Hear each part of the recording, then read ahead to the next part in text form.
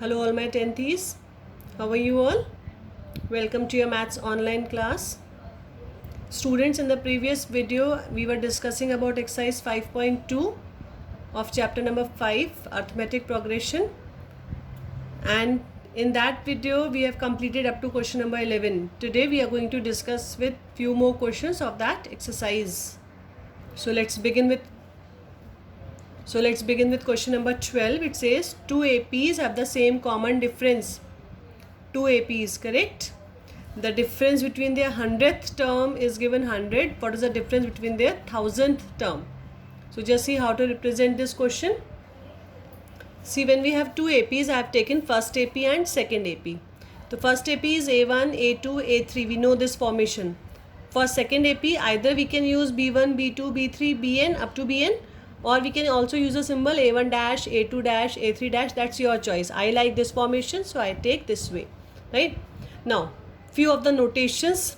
First term, yes, of course, A1. First term of this series, B1.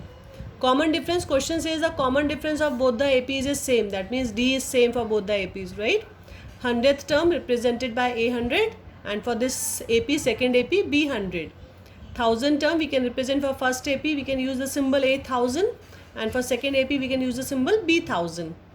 Now question says the difference between their 100th term is 100.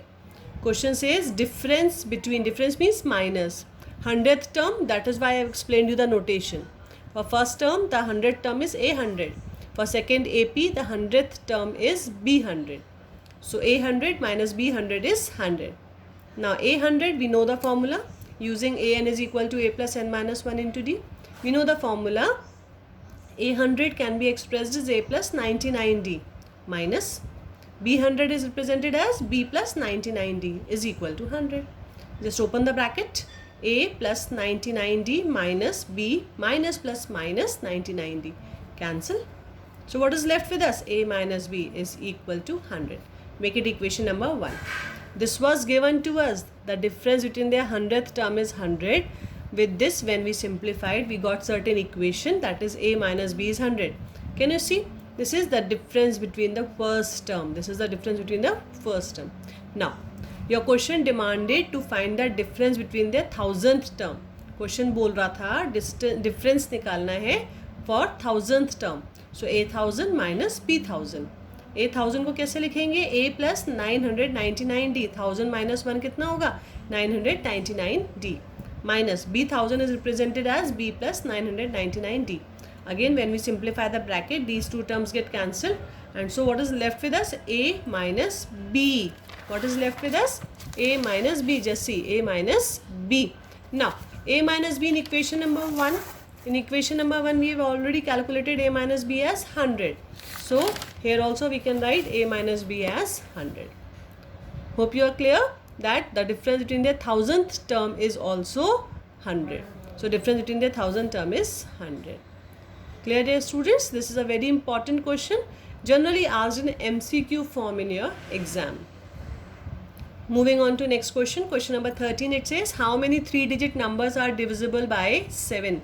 How many 3-digit numbers are divisible by 7? So just see how to calculate this question now.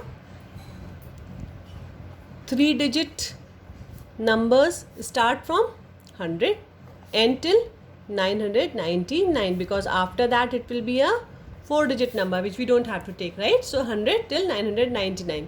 Now question says that how many 3-digit number are divisible by 7? So just see the first number which is divisible by 7. First number divisible by 7. How can we find this one? Divisible by 7, right? One way is take one by one all the numbers. 100, divide 100 by 7, you will get the remainder. Then divide 101, again it is not divisible. Divide 102, again it is not divisible. So it's a lengthy process. You are 10th, so you should know the tricks, you should know the method how to find out the numbers. So I am explaining you over here. Just see how can we find easily. First number divisible by 7. So 100 divide by 7. 1s are 7. 10 minus 7, 3, 0. 7 4s are 28. What is left? 2. Correct. 2 is the remainder. If we subtract 2, we get 98, which is a 2-digit number. No. So what we have to do, we have to use the concept of what should be added so that it is completely divisible by 7. A concept of your 8th class, what should be added to 100 so that it is divisible by 7. A simple thing is, suppose if we have 5 also over here, so 2 plus 5, 7. Definitely it would have been divisible by 7. So what should be added? 5. Correct? So 100 was there. 100 में क्या add करें? 100 plus 5, 105. This is a first number which is divisible by 7. I hope I am clear. Once again, just see a simple concept of your junior classes, right? Nothing else. A trick to find out the first number divisible by 7. What we have done, divide 100 by 7. We have got the remainder as 2. When remainder is 2, if we add 5, definitely it will become 7, which is divisible by 7. So what we have to add? We have to add this 5 into our given number. So 100 plus 5, 105. This is the first number which is divisible by 7. Now let us find out the last 3-digit number divisible by 7, right? So the last or largest 3-digit number was 999. Divide by 7, correct? 1s are 7, 9 minus 7, 2, 9, 7 4s are 28, 1, 9, 7 2s are 14, 9 minus 4, 5. So 5 is extra. If we subtract 999 minus 5, we get 994. That means this is the number which is exactly divisible by 7. This is the largest 3-digit number which is divisible by 7. So which was the smallest one? 105. Which is the largest one? 994. So now just see how to represent this, how to write this answer in the notebook. 3-digit numbers, we know that the 3-digit numbers are from 100, 101, 102 and up to 999. Now 3-digit numbers divisible by 7. Question wanted us to find out the 3-digit numbers divisible by 7. So first number we have calculated 105. Second number we can also calculate by adding 7. 105 plus 7 is 112. Again next number 119. And what was the largest 3-digit number divisible by 7? We have done in rough, that is 994. Correct? So 105, 112, 119, 994. Now from this series, definitely we can easily find the first term a as 105. Common difference, yes of course it's 7. Last term a n term, that is 994. So what is left? N. And we have learned the formula to calculate this n. An is equal to a plus n minus 1 into d. Substituting all the values, you can see 994 minus 105 gives 889. Division by 7, we get 127 minus 1, 128. That means how many 3-digit numbers are there which is divisible by 7? 128 3-digit numbers are there which is divisible by 7. So if you want, you can write down this statement in your notebook, that therefore 128 3-digit numbers are divisible by 7. I hope I am clear with this also. Now let's move on to the next question. Let's move on to the 14th question. It says, how many multiples of 4 lie between 10 and 250? Again an easy question. How many multiples of 4? Multiples of 4 lie between 10 and 250. Just see how to solve this question now. Which is the first number after 10 divisible by 4? That is 12, right? After that 16, 20 and 250 is the number which is less than 250 and divisible by 4. How can we check?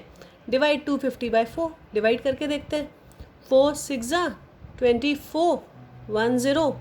That is 4 2s are 8. 2 is the remainder. So this 2 is to be subtracted. 250 minus 2 gives 248. This is the largest number. And now the concept is just similar to the previous question. First term we have common difference. 16 minus 12, 4. An is also given 248 and n we have to calculate. Now you can see the calculation and try it out yourself. Moving on to the next question. 15th question. For what value of n are the nth term of 2 APs?